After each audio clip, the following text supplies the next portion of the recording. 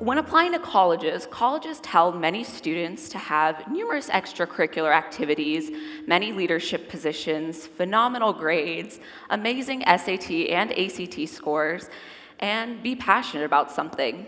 But in the midst of all of this, they want students to be themselves. But who are you, really? Well, I'm Shweta Ambwani, and I'm a senior at Dublin Jerome High School. I love being a leader, I love meeting new people, and I especially love Starbucks coffee. While I don't know what I want to do with my life, I didn't learn these things about myself for quite some time.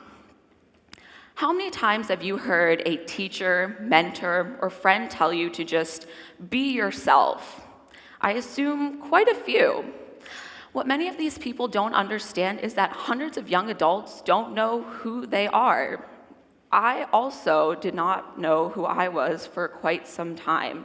For about 8 years of my life, I was living in a sort of dreary world where I felt like I knew who I was. My parents wanted me to be a doctor, and I was going to go to college and then medical school to be one. I was going to specialize in oncology, and I was going to finish my residency and, well, pretty much live in riches for the rest of my life. But I was obsessed with this future of mine. I was so obsessed with it. Every school project I did or paper that I turned in was always about science or medicine, just to prove to myself and to others that I had the best future and that I was going to achieve 100% of it. And it didn't also help that my parents were pushing me to become a doctor. But then it hit me like boiling coffee thrown on my face. I had pretty much been living with a stain for my entire life. I didn't know if I wanted to be a doctor. I mean, is it possible in the future? Of course, I love science. But how can you or I declare our life's work when we may not even know who we are, what our passions, strengths, and weaknesses are? Let me explain. How can you say you're going to be a successful teacher if you don't even know if teaching and education are your passions? How can you say you're going to be a successful engineer if you haven't even taken an engineering class? And how can you say you're going to be a successful doctor when you faint at the very sight of blood? Beyond that, though, this past summer I did a little something different. I tried that new drink at Starbucks, if you will. I actually was a participant in the Central Ohio Leadership Academy and Mechanisms of Human Health and Disease. Within a span of about 2 months, I learned more about myself than I have my entire life. And it was all because I just stepped outside my comfort zone and, well, tried that new drink at Starbucks. But in all seriousness, this past summer, I learned essential aspects about myself. I learned my top 5 strengths. I'm futuristic, strategic, achievement, responsibility, and significance. I learned some of my core values, such as fairness. I learned that I have an ENTJ personality profile, and that having a career in medicine does not mean you have to be a doctor.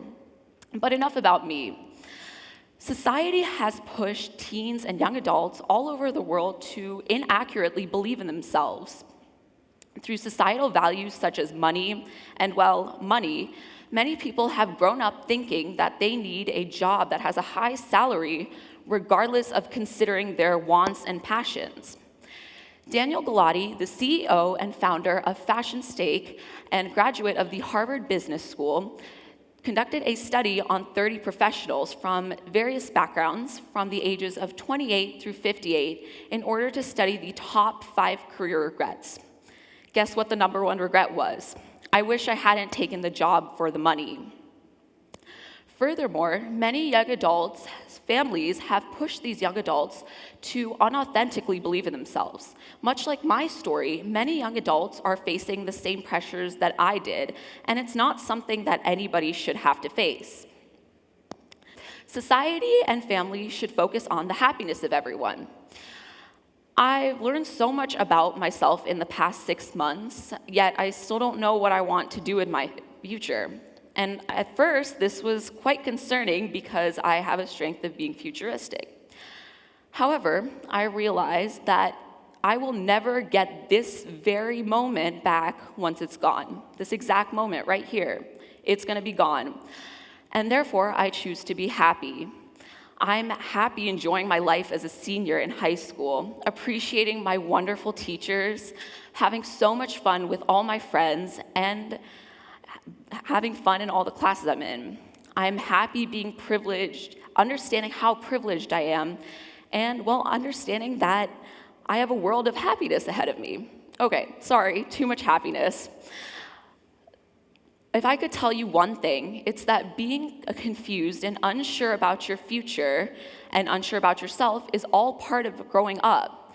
It's the time when you can fully appreciate things that make you happy and are basically waiting to be whisked away by any tide that you can hopefully one day call your passion. And once you accept that, hey, I don't know what I want to do with my life, or hey, I don't know what I want to do in the future, that's what will take you exactly on that coffee run to figure out exactly what you're going to do in your life.